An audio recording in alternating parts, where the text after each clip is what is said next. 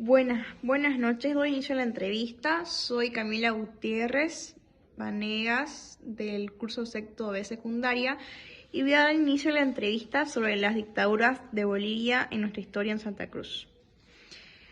Voy a hacer la entrevista a mi abuelo. Buenas noches, ¿cómo está? Bien. Para empezar, ¿cuál es su nombre?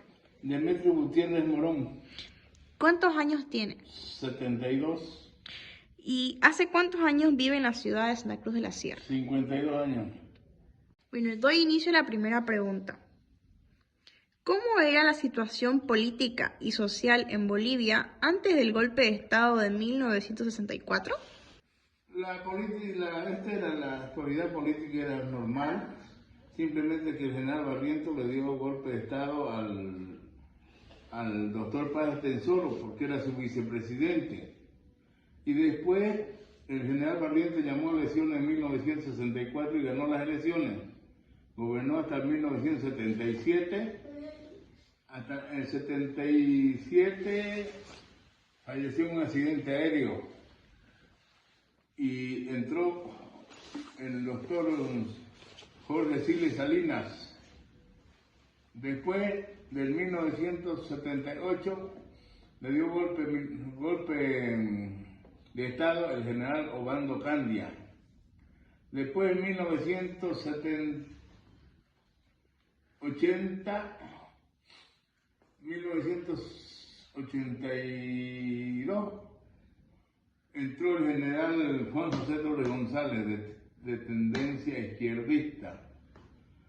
Del 1982 a 1983 le dio golpe de Estado al general Banzer, al general Juan José Torres González. Entró el general Banzer de presidente hasta 1978. En 1978 llamó a elecciones y ganó las elecciones el general Banzer. Muy bien, ahora la siguiente pregunta.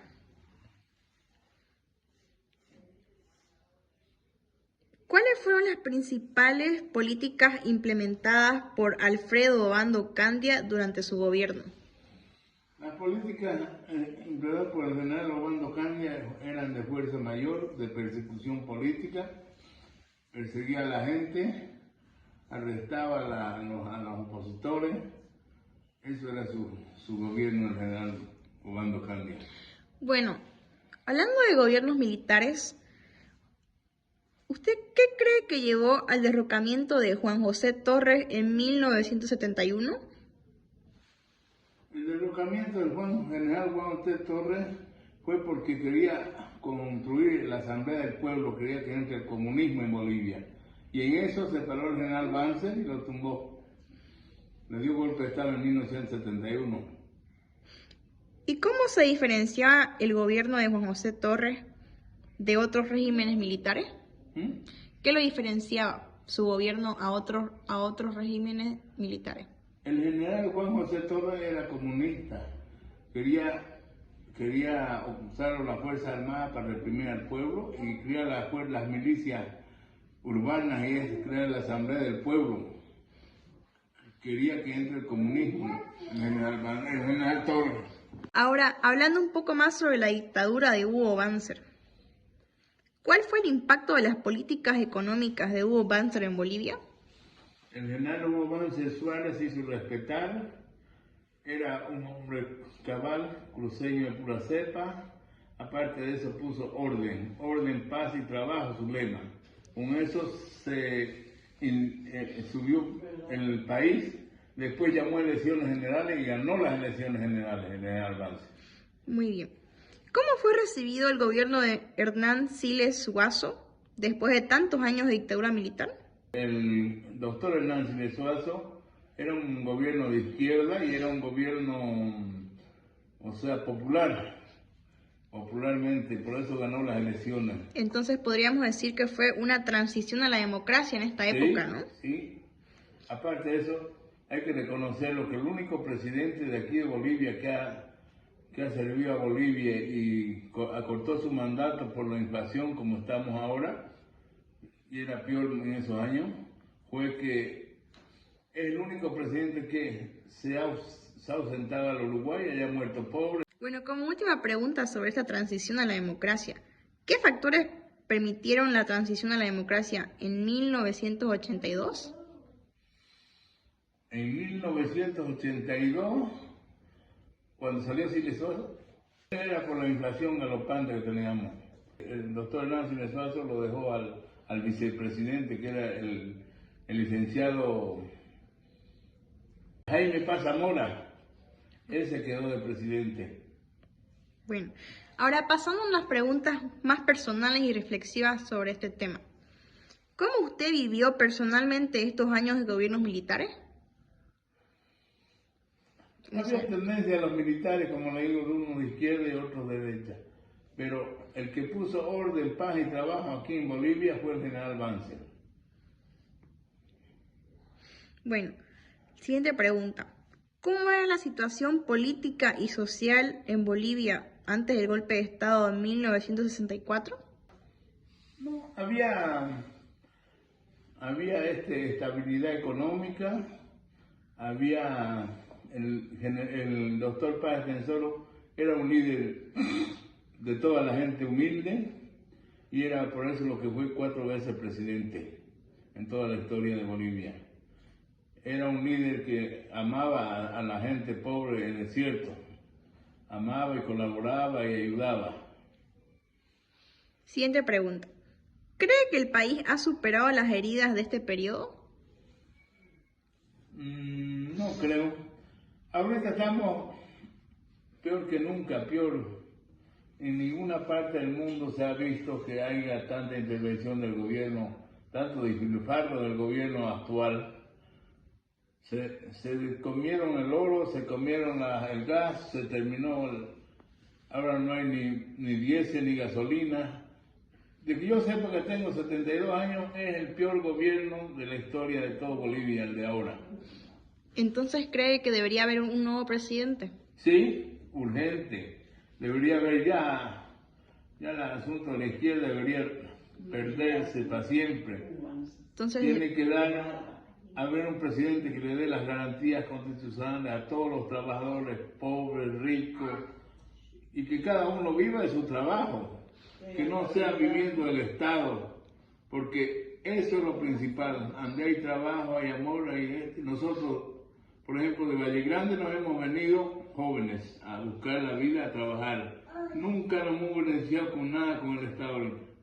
Lo que se sugiere, yo como mayor de edad, yo sugiero que cuando entre un gobierno, digamos, legalmente, asuntos, por ejemplo, los impuestos, nosotros ya no debemos pagar los impuestos de las casas, de las tierras.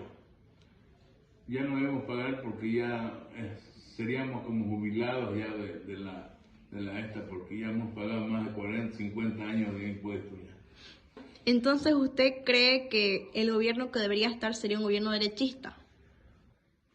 No siempre derechista, sino un gobierno que hable, que vea y trabaje por la gente, toda la gente. Porque aquí, con la política no hay derecha ni izquierda. En una política legal y concluida tiene que trabajar todo el mundo, todos a su trabajo.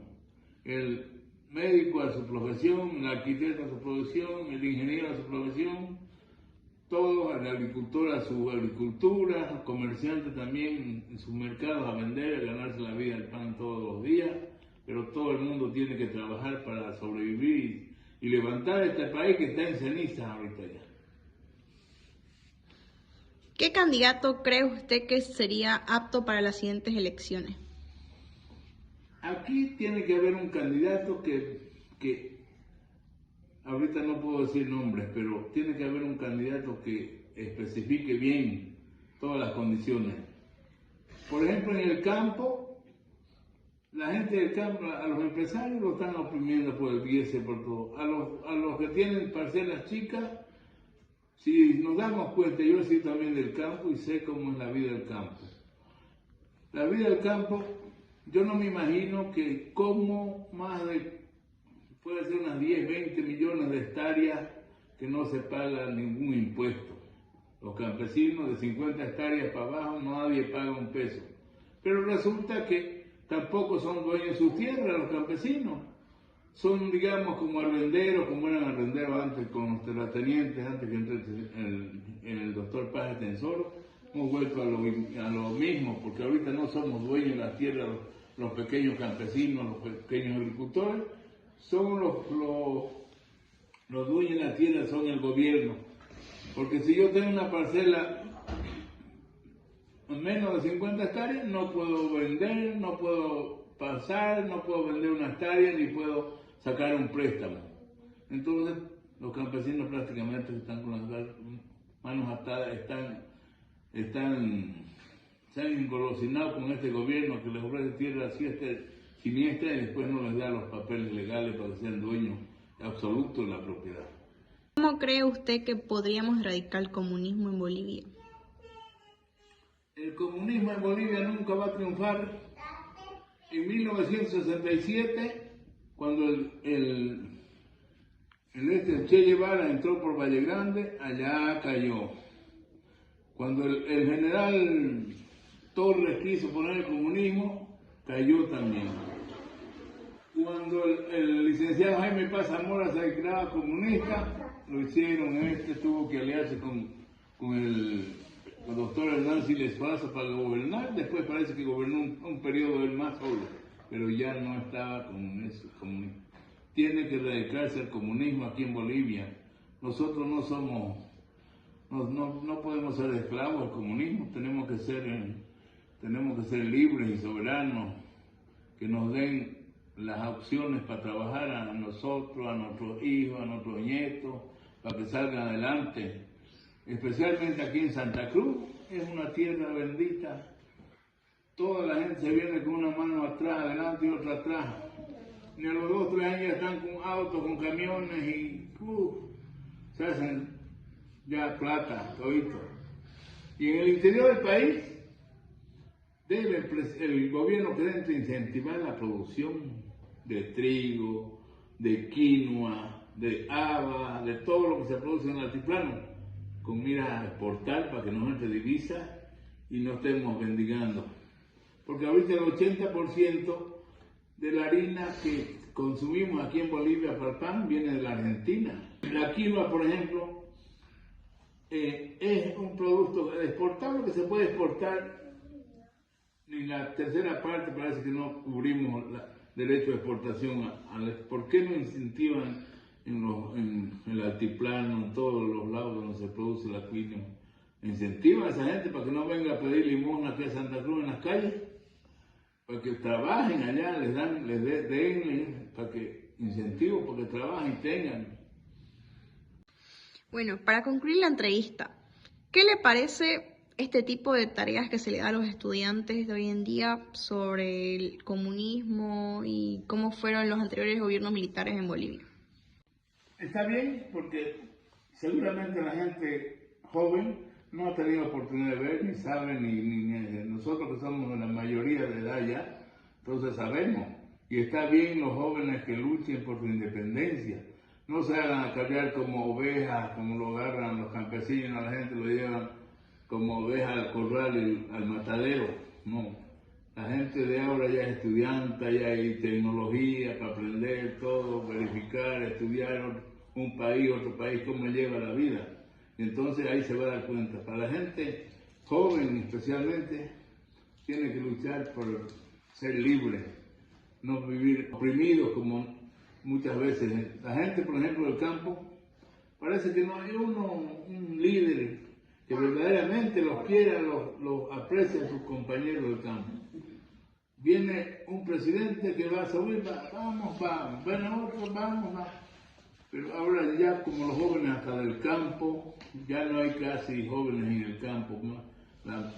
Toda la gente del campo se ha venido a la ciudad a estudiar, a buscar nueva vida. Ya en el campo casi un 70-80% se viene a la ciudad, un 20-25 hasta 30% se queda en el campo a vivir, nadie más.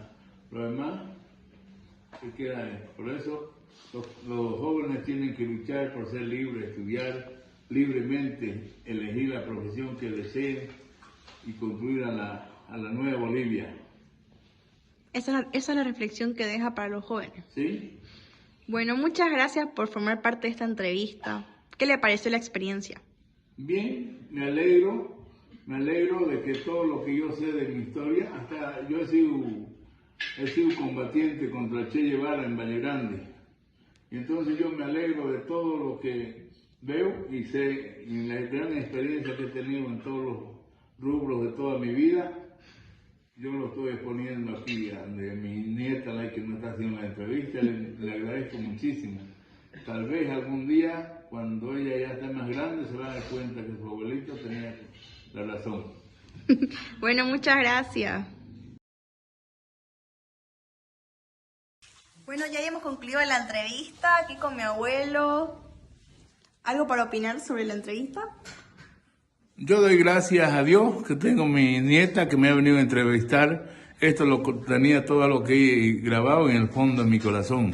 Ahora me siento tranquilo y contento porque si yo no lo veo, mis nietas, mis nietos lo han de ver, la nueva Bolivia que queremos formar. Muchas gracias.